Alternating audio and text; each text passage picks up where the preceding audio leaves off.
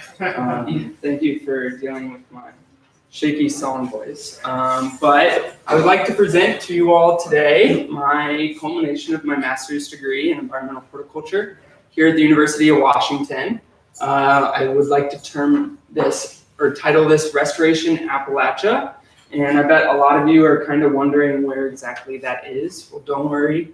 It's been a hot topic with historians and sociologists for a long time, properly defining this region. And for brevity's purposes, I'm going to use the definition as defined by the Appalachian Regional Commission, which is a development entity, and more specifically, Central Appalachia, which incorporates these four states: Virginia, West Virginia, Kentucky, and Tennessee. And then for my specific study inside of this coral boundary is an area highlighted by large amounts of coal mining. So both of these maps are maps that I generated using publicly available data produced by SkyTruth, Appalachian Voices, and just from government databases. And created this along with a skew of other maps, but for the conciseness of this, I've just included these two. So now we have a sense of kind of where we're operating within. I want to go ahead and give you an outline of what topics we'll be trying to get through today. So first and foremost, we want to rewind our time clock and go to the old growth forests that were our reference to what was here before our resource extraction really started to ramp up. So what were early colonialists seeing when they landed on the coasts? And then from there, we want to start talking about the two main resource extraction processes, which are timber harvesting and coal mining.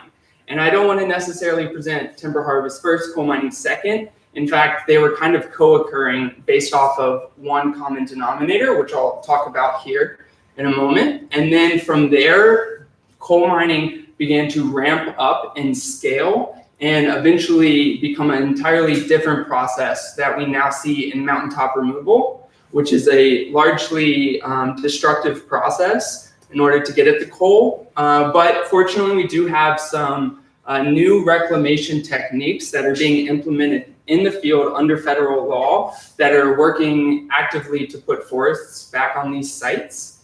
And then lastly, my work and studies here at the University of Washington in ecological restoration, I would like to present an opportunity to progress where we are in the state of forest reclamation into ecological restoration. So to get started, we have our old growth forests and our indigenous land. And so these lands were originally lived in and interacted with by native nations. And there was over 10 million acres of primarily deciduous forests, but as you went up in elevation, you would start getting red spruce dominant ecosystems, which is pretty neat. And so I would like to highlight a specific term called uganost, which is a Cherokee term for wild sweet spring green. That would be the first new growth after a long, hard winter. And they were primarily understory species that would provide subsistence to these communities. And I would love to go ahead and talk about each one of these plants individually, but I'm just gonna go ahead and highlight a few. We have the very charismatic American chestnut, which unfortunately was wiped out due to the chestnut blight. And so, but it provided a very nutritious nut late into the summer, well after a lot of these spring greens had started to go away.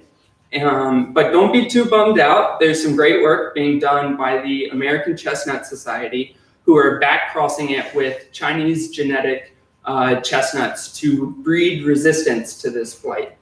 And then I would also like to highlight ramps, or wild leeks. They're in the allium or onion family, and they're everywhere in the hollers of Appalachia.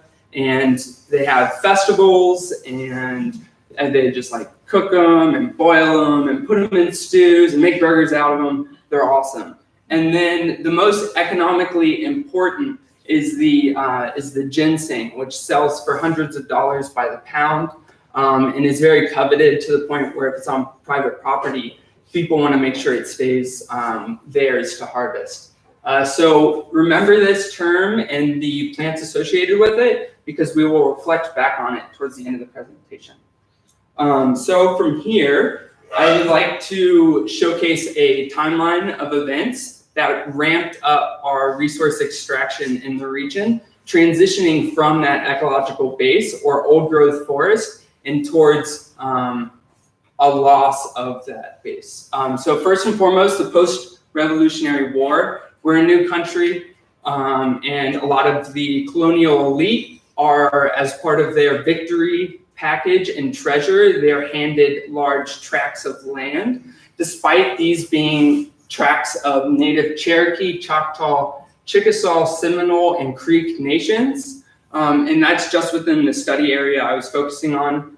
There's many more in the region as well. But relatively, they saw this land as too remote from urban areas and in very mountainous and steep, inaccessible regions. You can't cultivate it.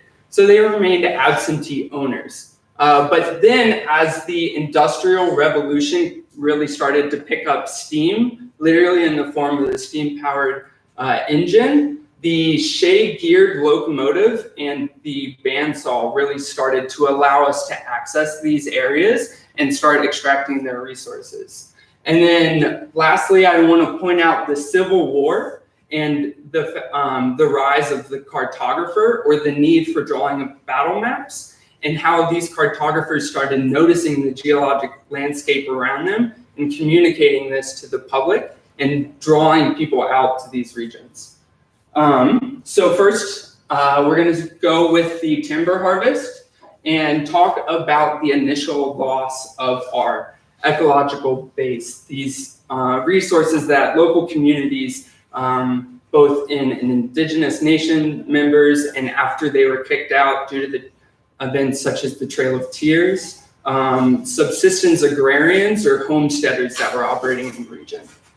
So our shay locomotive, which you can see a group of individuals standing with, really allowed us to access this area and get these materials out into production facilities where the bandsaw could eat them all up. And so of the original 10 million acres of old growth that was there in 1970, by 1910, or 1870, by 1910, in 40 years, all 10 million acres were clear cut. There is only 2 remaining old growth tracts of land left. One's in the study site in Gardiner Peak, and then the other one is somewhere in Maryland.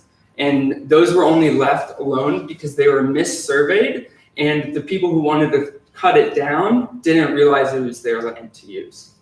So I would like to highlight a particular region called Blackwater Canyon in West Virginia. And we have some archival film photography. In the top left is this canyon before growth, or before timber cutting. And then we have half of the valley logged, the full region logged.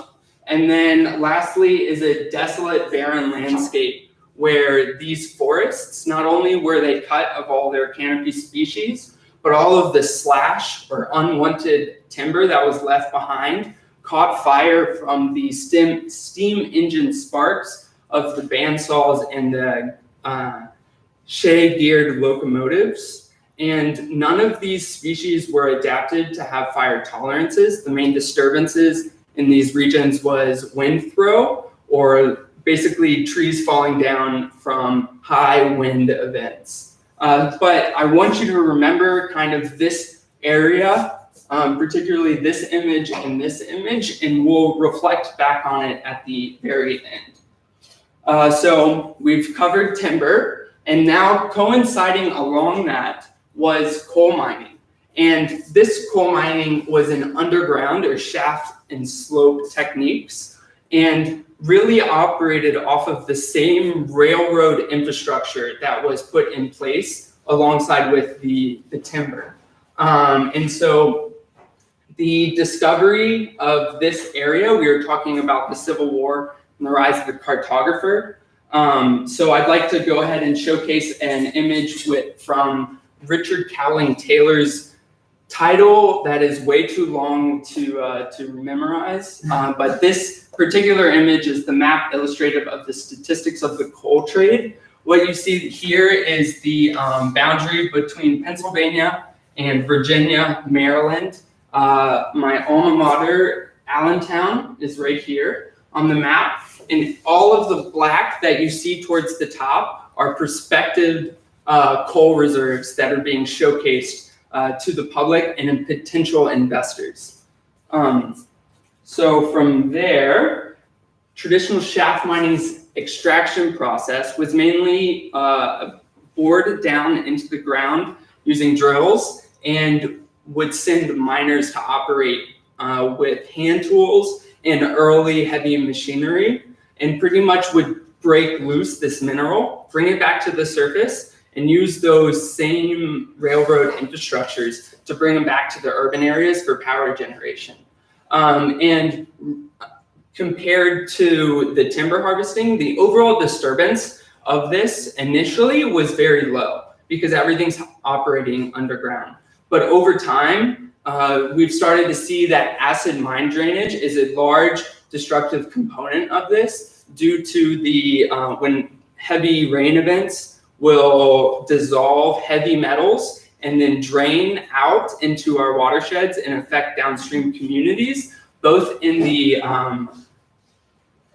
river biota, like macroinvertebrates and fish, and can really impact our ability to use the area for recreation. You see some kayakers working here on the left, enjoying their sun's rays, but also fishing, and most importantly is public health concerns and drinking water, as a lot of these communities will have well water in the area. So from shaft mining, we only started to ramp up further as our machinery became more and more advanced, to the point where now we're in surface mining. As a result of very dangerous working conditions, we started stopping to send people down into the mines as much, and having a few operators utilize large machinery to work at a landscape scale. So this very ecologically destructive process, as you can see, pretty much homogenizes the topography. And I would like to highlight, you all are probably wondering what's going on with this little island in the sky. And that was a family generational cemetery. And when the coal companies bought up the property, they were not allowed to disturb the remains of this cemetery. And so they just left it alone and continued to operate entirely around it, kind of showcasing the gung-ho nature and no holds bar attitude that these coal industry executives have. So the main highlights I want to focus on with Mountaintop Removal are going to be the heavy machinery. So we're utilizing like way more than what a work day could be for an individual doing hard manual labor. So what you see here is a dragline in the top left, which to give you a sense of scale, this red clip down here at the very bottom is a full-size pickup truck, and it's being dwarfed in comparison to this size of this dragline. And what this dragline does primarily is remove the overtop soil or the overburden, and when it's displaced, it's known as spoil. And this excess overburden or rock material usually needs to be placed somewhere and discarded with. And so there's a industry practice of valley fills, where they literally fill a valley where a stream or a tributary might used to have been with dirt and compact it down so that erosion doesn't affect it as bad. So you can see here in this image where there would be two defined ridge lines, and what would normally be a valley has been leveled smooth from overburden depositing. And then lastly is initially the coal industry was not mandated to have to reclaim these areas. But in 1977, there was a very important law called the Surface Mine Control and Reclamation Act that mandated the reclamation of these areas. Now, while it did wonders to stopping erosion, they were not fully ecologically informed in the impacts that it would have going forward. And it occurred to, it started inflicting arrested succession, or they would smoothly grade all of the mined area and compact it down into a manicured, well-looking lawn that they would then hydroseed, or the equivalent of like a Scots grow, where it's all very competitive non-native grasses.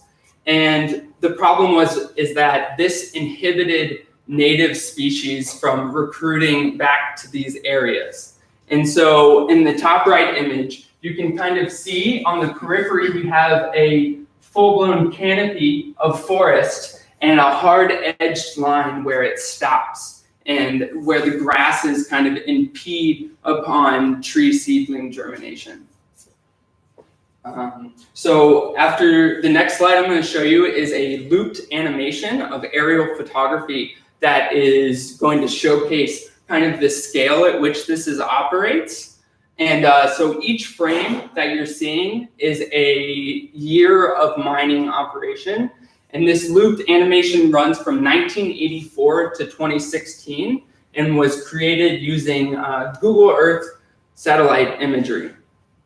And I'd love to let you all keep seeing this repeat over and over again, but we're going to move forward to talking about where we are in the state of reclamation and how we're improving upon the initially well-intended surface mine reclamation that caused arrested succession.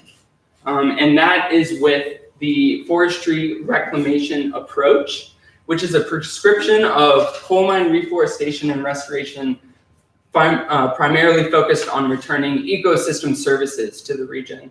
And is applied under the Surface Mine Control and Reclamation Act, so it can directly substitute the what we had intended initially with the hydroseeding and the smooth grading. And this process breaks down into a really simple 5-step procedure, where first and foremost, we want to create a suitable rooting medium. We want to provide a topsoil layer that has essential nutrients for plants to grow, because during the extraction process, it's flipping soil horizons almost on their head. We want to make sure that we're not giving plants what would usually be bedrock. And we want to make sure that they're getting the essential nitrogen, phosphorus, and organic nutrients necessary. Number 2 is stop trying to make it a perfectly manicured area by smooth grading and rip it up, provide rough areas, and bring back micro topography to the region.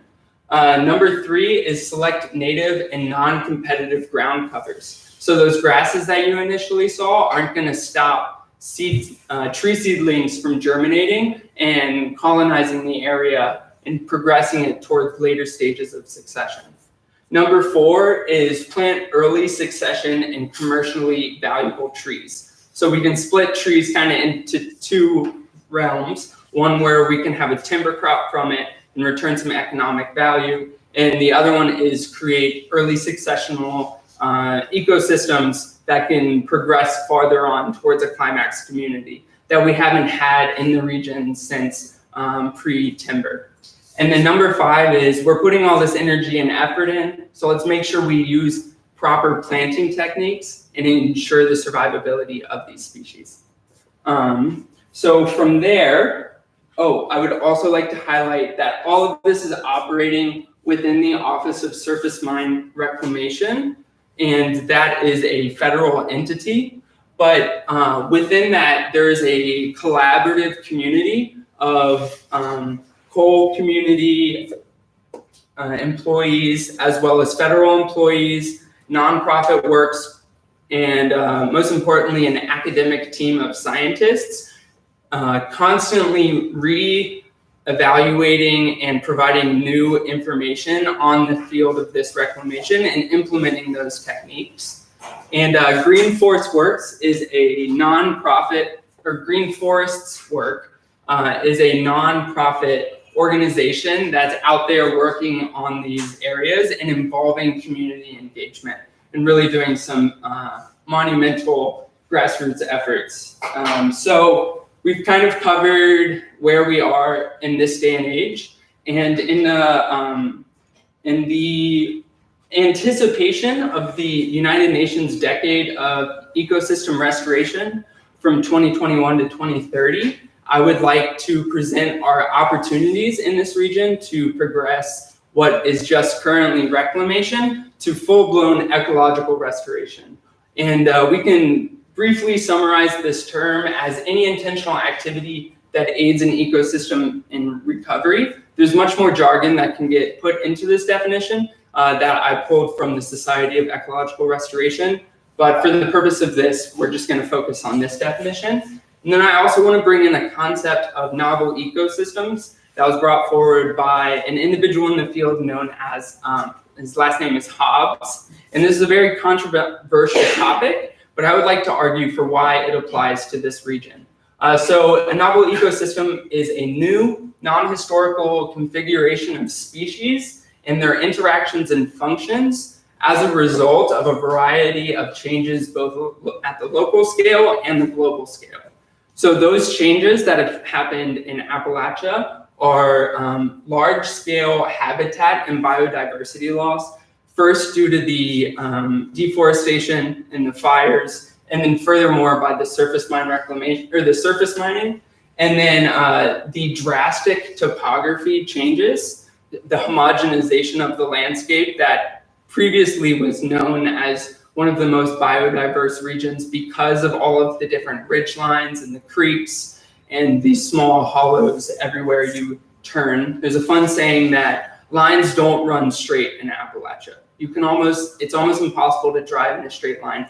All the roads are curving to get around these various topography changes. And that ultimately changes our hydrology as well, how water flows through these areas. And then the watershed pollution from acid mine drainage, as well as valley fills and the water coming from those.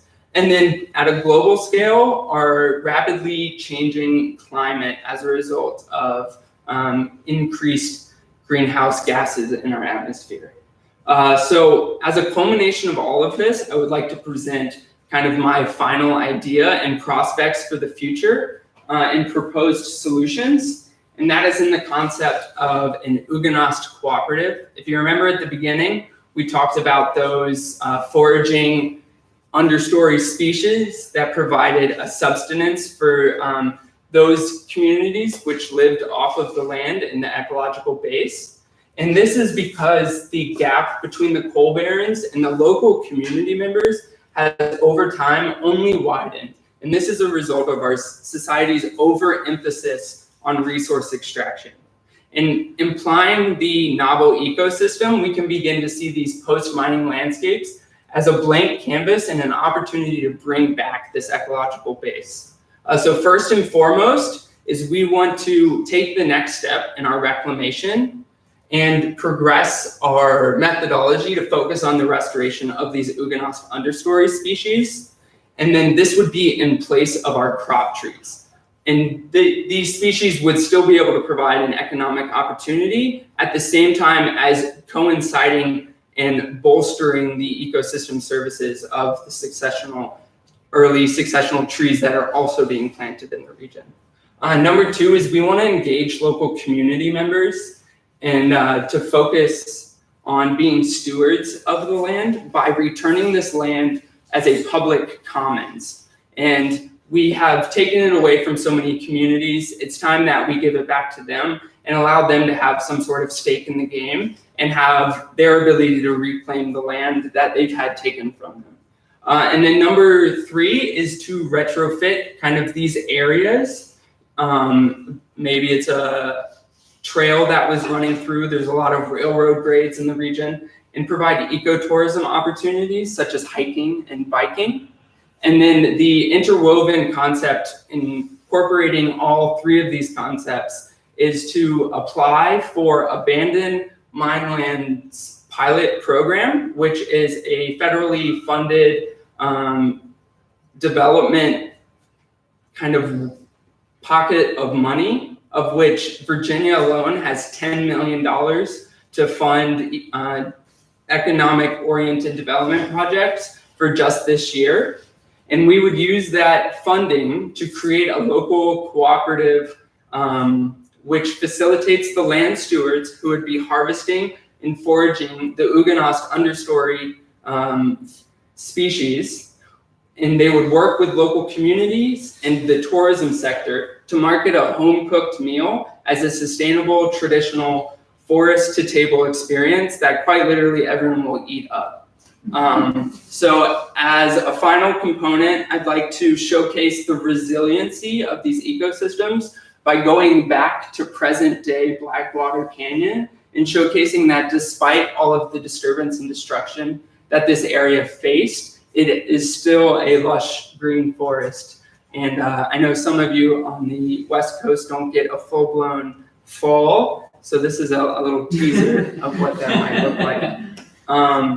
So with that, I would like to say thank you and have a few acknowledgements. First and foremost is my long-term partner, came all the way up from Los Angeles, Sarah Miller, who has been an immensely supportive individual in this process, and as well as the cohort of MEH, who have always been able to find the bright side of many, many things. And of course, my advising committee. Thank you very much, and it's time for questions.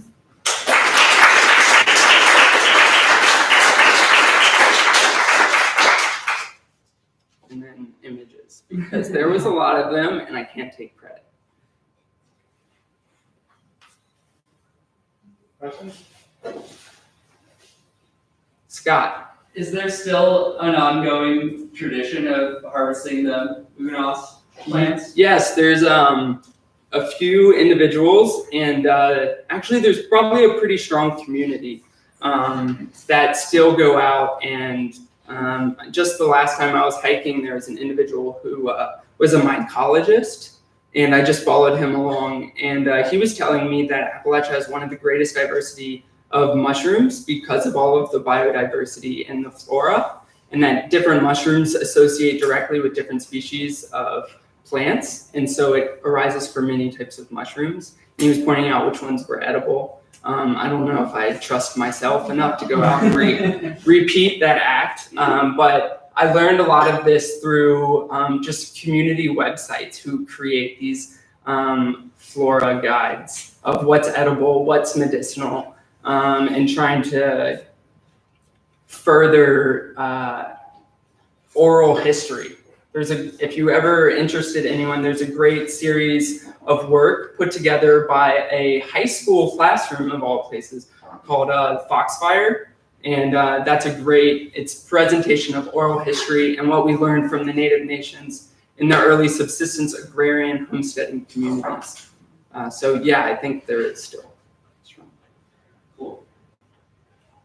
Yeah, here. I'm curious about the communities themselves. Could you say something demographically about, is it mostly like coal mining folks? Are there a lot of native people there too? Or is there crossover between those groups? So a lot of the region was settled because of their opportunities in timber and coal. And then as the industry has started pulling back due to a lot of regulations, a lot of people are starting to struggle for work and maybe move north towards like Morgantown, which is starting to have a revitalization off of Pittsburgh's boom. But a lot of the community are very long-standing generations, predominantly white, but there are communities of colors in this region as well. Yes?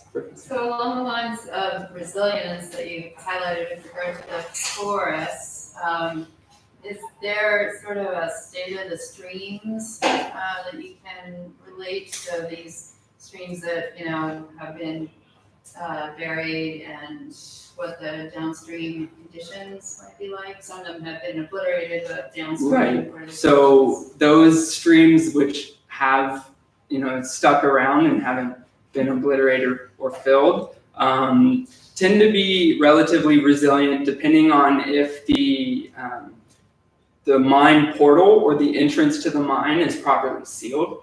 And that can really help ensure that continued disturbance isn't happening in these waterways.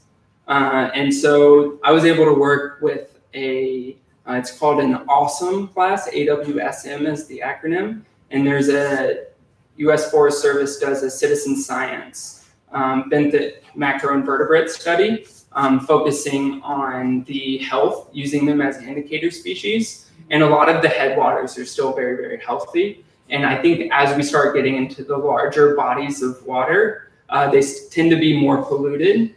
And it's kind of hard to directly pinpoint anything because a lot of it's non-source pollution. But as for resiliency, I would say it's as resilient as the forests. I don't think there's anything other than the Cheat Mountain salamander and local native brook trout that are really being hit hard by this.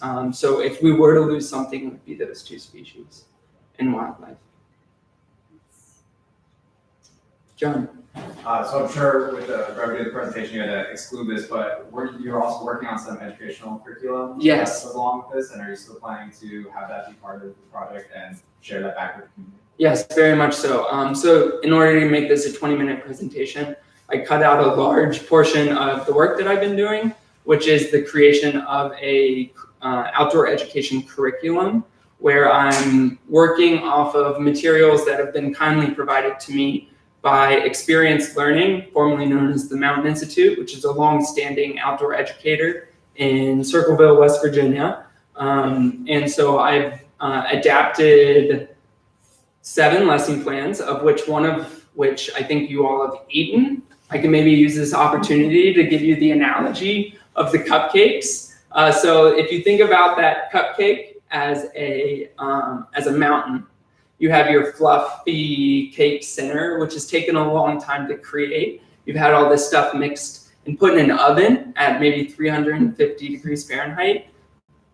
Not Fahrenheit, millions of years ago, geologically formed that cake or that mountain.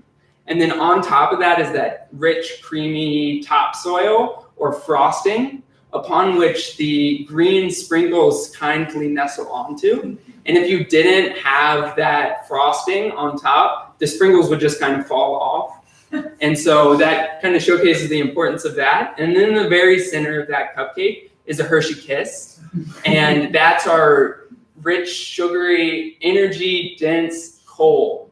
And of course, society just wants the Hershey Kiss and might put the rest of the cupcake away. And then this is adapted off of a lesson plan taught by coal in the classroom, which is promoted by a coal lobbyist group called Friends of Coal, who had they tried to showcase and almost romanticize shaft mining. And this is to try and bring people up to speed with mining is no longer what we once thought it was. It's now happening at large scales. And as a fact, we can't teach them. They were using straws to go searching for little chocolate chips spread throughout the cupcake. Instead, I've changed it entirely and talked about the process of mountaintop removal. I would take a cupcake, I should have one right now, but I rip off the top and then access the coal inside. So thank you for asking about that, John. It's something I'm personally very excited about. We have one more question. So how long it will take before we start hearing about Huguenots cooperatives on NPR? Hopefully not by the end of 2030 would be the goal, right? By the end of the stated decade of restoration. Thank you, Ellison. Thank you.